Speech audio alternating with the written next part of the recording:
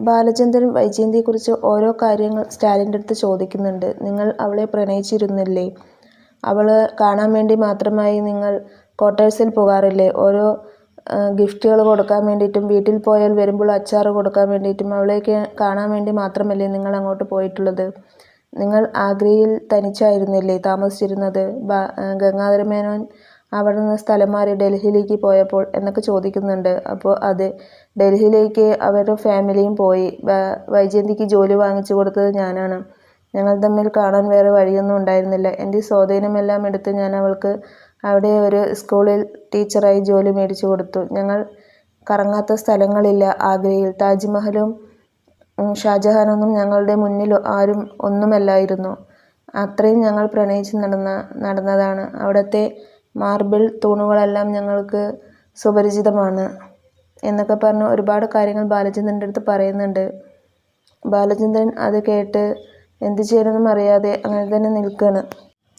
എല്ലാ കാര്യങ്ങളും നിങ്ങൾക്ക് അറിയുന്നുണ്ടല്ലോ, നിങ്ങളുടെ അടുത്ത് ആരാണ് ഇതെല്ലാം പറഞ്ഞു തന്നത് എന്ന് ചോദിക്കുന്നുണ്ട്. അപ്പോൾ ഗംഗാധര മേനോൻ എൻ്റെ അടുത്ത് എല്ലാ കാര്യങ്ങളും പറഞ്ഞു തന്നിട്ടുണ്ട് എന്ന് പറയുന്നുണ്ട്. പിന്നെയും സ്റ്റാലിൻ ഓരോ കാര്യങ്ങൾ വൈജയന്തിയെക്കുറിച്ച് പറയുന്നുണ്ട്. ഞങ്ങൾക്ക് വേണ്ടി മാത്രമാണ് സൂര്യൻ ഉദിക്കുന്നതും കാറ്റ് വീശുന്നതും കടലിറമ്പുന്നതും എല്ലാം. ഞങ്ങളെപ്പോലെ പ്രണയിച്ച് നടന്നവർ ആരും തന്നെ ഈ ആഗ്രയിലില്ല എന്നൊക്കെ പറയുന്നുണ്ട്. അപ്പോഴും ബാലചന്ദ്രന് ചിരിയും സങ്കടവും വരുന്നുണ്ട്.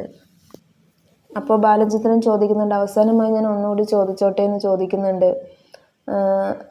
ആഗ്രയിൽ നിങ്ങൾ ഭാര്യയും ഭർത്താവുമായി ജീവിച്ചിരുന്നില്ലേ എന്ന് ചോദിക്കുന്നത്. അതിൽ നിങ്ങൾ വൈജയന്തിയെ ഗർഭിണിയാക്കിയില്ലേ എന്നൊക്കെ ചോദിക്കുന്നുണ്ട്. അപ്പോൾ ആക്കിയിട്ടുണ്ട്. ഞങ്ങൾ മാത്രമായിരുന്നു അപ്പോൾ അവിടെ ഉണ്ടായിരുന്നത്. ഒരു ക്വാർട്ടേഴ്സിൽ ഞാനും അവളും മാത്രമേ ഉണ്ടായിരുന്നുള്ളൂ. പിന്നെ എപ്പോഴാണ് നിങ്ങൾ അവസാനമായി കണ്ടത്?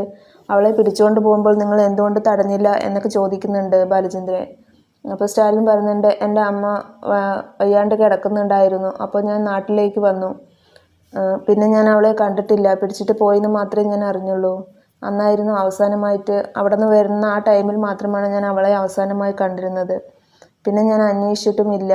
പിന്നെ നിങ്ങൾ കാണാൻ ശ്രമിച്ചിരുന്നില്ലേ എന്നൊക്കെ ചോദിക്കുന്നുണ്ട്.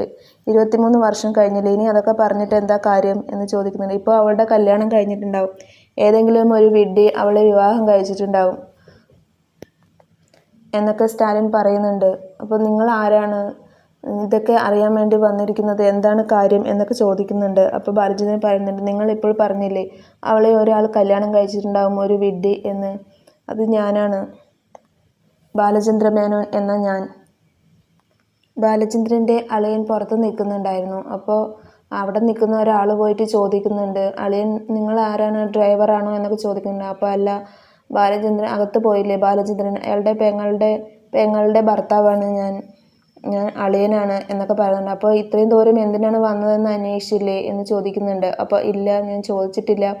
അളിയൻ ഇത്രയും ദൂരത്തേക്ക് വന്നിട്ടുണ്ടെങ്കിൽ അതിന് എന്തെങ്കിലും തക്കതായ കാരണമുണ്ടാവും എന്ന് പറഞ്ഞിട്ട് അയാളുടെ അടുത്ത് പറയുന്നുണ്ട്.